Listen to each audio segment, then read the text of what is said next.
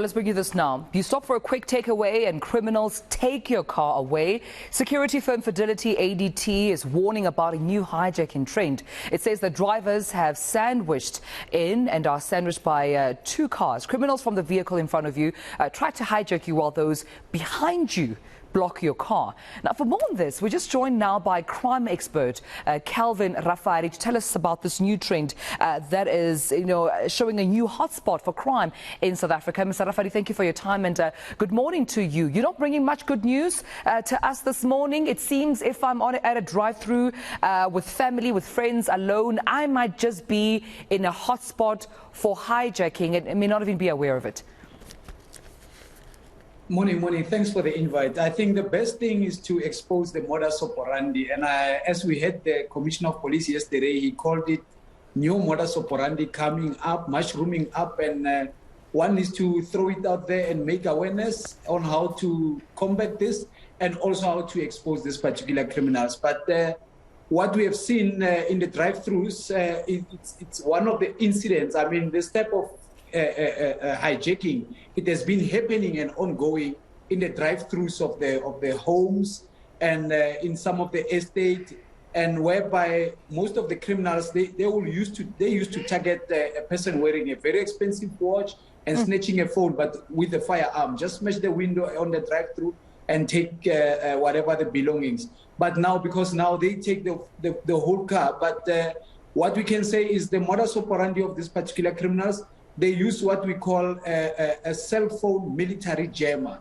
Now, what it does is it stops the signal of the tracking device once it's activated for the tracking company not to locate the said vehicles. So now it is by way of a quick grab and go, even a car, knowing that even when you can press the panic button or you can report it, the tracking device or even the police on the ground, they can't find the vehicles because of this particular jammer that they're carrying around, and they block the signal of the GPS of the tracking device not to be detected. And that's basically what they do.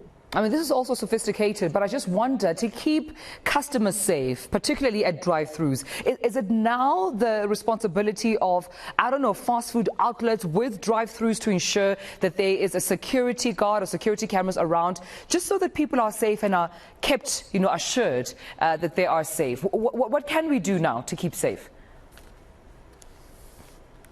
Well, I think most of the drive-thrus, they've got cameras. I mean, as you have seen, some of the drive-thrus, what will happen is if you spend a particular time on a drive-thru buying your takeaway, if a certain number of time, there are cameras that are monitoring the drive-thrus.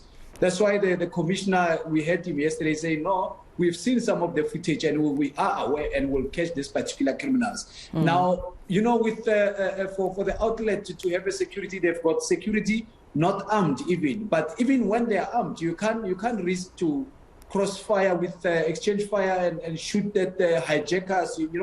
Livelihoods of other innocent people can be in danger to that effect. So I think what needs to happen is people must just be vigilant out there.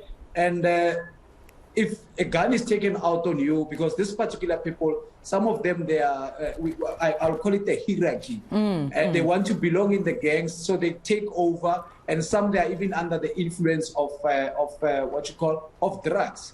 But what happens is they take out a gun, give them the car, let the police then investigate. And but what we can say is the very same group that are buying, syndicates that are buying these cars, they've been operating for years, and they're even known in the townships and some of the locations where they are coming from. Yeah. What's your advice then to a driver of that vehicle who might find themselves in that very compromised, dangerous situation? Well, like I said, if a gun is pointed at you, give them what they want. Do not look at them in the eye. Let them take control. Give them the car. I mean, your life is more important than even the asset itself. Like we've seen 3 days ago in Soweto, a gentleman was trying to save a woman who has been hijacked at the drop-off of the school. And you see what happened. Those criminals, they tend to shoot at the guy. So it is not worth it. If they come to you, give them the vehicle. But what we want to say is the modus operandi. Now, the main question also is, where are these cars taken to? And they are taken across into some of our SADC region, this thing. So the police, they need to up the game, and the SARS officials at the borders, they need to up the game to confiscate and block all the spotters where the cars are taken out of the country for the defect. But also, even when the perpetrators are found, Mr. Rafadi, does the punishment meet the crime? Is it enough to scare off these criminals not to even get into such crime? Or is it just a pat on the head, a slap on the wrist, where one can get bail or one can be apprehended for a couple of days, and thereafter you let loose and you're going back to committing the same crime? Yes, like I say, the guys that go out to hijack the cars, to me, they are foot soldiers. There are big syndicates that are sitting behind those people, and they even support this particular foot soldiers in terms of legal fees and finding their way out back in the street. And because you must bear in mind, most cars, when they are taken by order. It's an order that they will say we're looking for such a SUV or a 4x4. So most cars, they don't just take cars randomly. They follow cars which are taken by order. Now the big syndicates are the ones that needs to be looked into, so that we can eradicate this type of crime. Yeah, because they are the masterminds. That's where the root of the crime emanates from. So that's a good point you're mentioning. But earlier on, you also made a point around, an unfortunate incident where someone was shot at in front of a school premise. And my assumption is you're referring to Faranani Primary School, where 34-year-old Eugene Chiro was shot at in front of children. And that's an unfortunate incident. And I wonder, what do you do then when something like this happens in the full view of children, and you're trying to protect the children, you're trying to also protect somebody else's life? In that incident, as you've mentioned before, what would your advice be then when a hijacking incident happens in full view of children, or at least in front of a school? Do you just walk away? Do you turn the other side? Do you mind your own business? Look, like I say, if somebody throws a firearm at you, they take full control. So my advice is just, it's not a matter of walking away. You are not being ignorant, but just give them the privilege so that they can feel that they are taking over.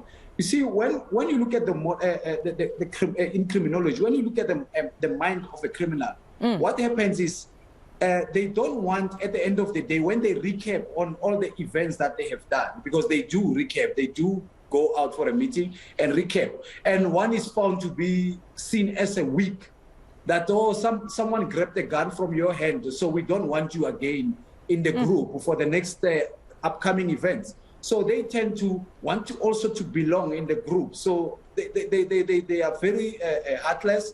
And once they take control, they can shoot randomly without any precautions. I can believe you when you say they do have a debriefing session. I think Checkpoint also had a conversation with the perpetrator, Mr. Rafadi, and they said, listen, this is a job. Just like you have a job as a criminal expert and investigator, I'm just doing my job. I have somebody that I account to. I have to go back to my boss and account for the events that took place. So indeed, these are heartless criminals that we have to acknowledge. But thank you so much, Calvin Rafadi, for speaking to me this morning.